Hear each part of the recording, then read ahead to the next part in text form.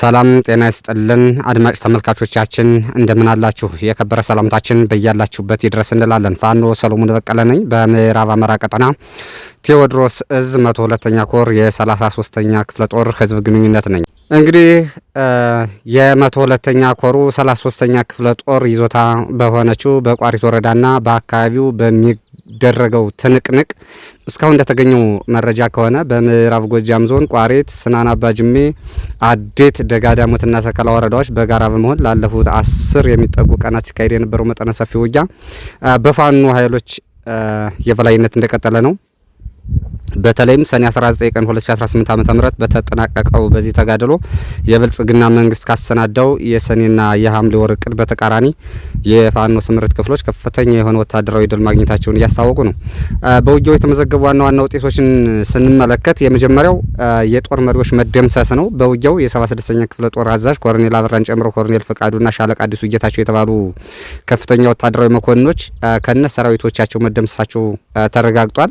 በሌላ በኩል ደግሞ የቋሪት ወረዳ ሚሊሻ ጽህፈት ቤት ኃላፊው 50 አለቃ ሙጫው ለመንህ የሚባል ግለሰብ በደረሰበት ከባድ የሆነ አስቸጋሪ ምት በከባድ ሁኔታ ላይ እንደሚገኝ ታውቋል ማለት ነው። ሁለተኛው የታገቱ ንጹሃን መለቀቅ ነው።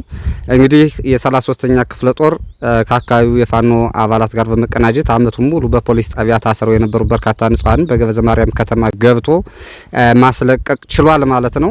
ሶስተኛው የከተሞች ነጻ መውጣት ነው። ኮሶቨርና ብራዳማ የተባሉ ከተሞች ሙሉ በሙሉ በፋኖ ቁጥጥር ስር የዋሉ ሲሆን በገበዘ ማርያም ከተማም የፋኖ ኃይሎች በከፍተኛ ወታደራዊ ግርማ ሞገስ እየተንቀሳቀሱ እንደነበረ ማረጋገጥ ተችሏል። አራተኛው የተማረኩ የጦር መሳሪያዎች ጉዳይ ነው ማለት ነው። እንግዲህ የጦር መሳሪያዎች በአርሶ አደሩ የተማረኩ አሉ። በግል ታጣቂዎች በተለያዩ ግለሰቦች እጅ ያሉትን ከቁጥር አላስገባናቸውም። በመደበኛ ተዋጊዎቻችን እጃችን ላይ የገቡ ማለት ነው። በተለያዩ አካላት የተዘገቡ የተረጋገጡ ናቸው። እነዚህ በውጊያው 2 ዲሽቃዎች፣ 1 ሞርተር፣ 4 ስናይፐሮች፣ 9 ብሬኖች እንደዚሁም ደግሞ ወደ 100 የሚጠጉ የክላሽንኮቭ ጠመንጃዎች፣ በርካታ ኋላ ቀርቃታ መሳሪያዎችና በርካታ ወታደራዊ አልባሳት እንደዚሁም ደግሞ ለትግሉ የሚበጁ ሌሎች ቁሳቁሶች በፋኖ እጅ መግባታቸው ተረጋግጧል ማለት ነው። ይህ ድል ሊመዘገብ የቻለው አበስከል ላይ፣ ነጭ ውሃ ላይ፣ ገነት አቦ ላይ፣ ዝንድብ ላይ እንዲሁም ደግሞ ብራዳማና አካባቢው በገበዘ ማርያም ከተማ በተደረጉ የተቀናጁ ውጊያዎች ነው ማለት ነው።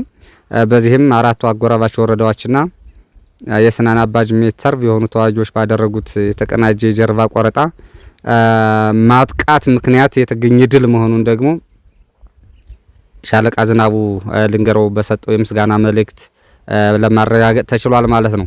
በአሁኑ ሰዓት በአካባቢ የሚገኙ የፋኖ ኃይሎች ራሳቸውን ከመከላከል ባለፈ ወደ ቀጣይ ማጥቃትና መዋቅራቸውን የማጽናት ስራ መሸጋገራቸውን ያስታወቁ ነው ማለት ነው።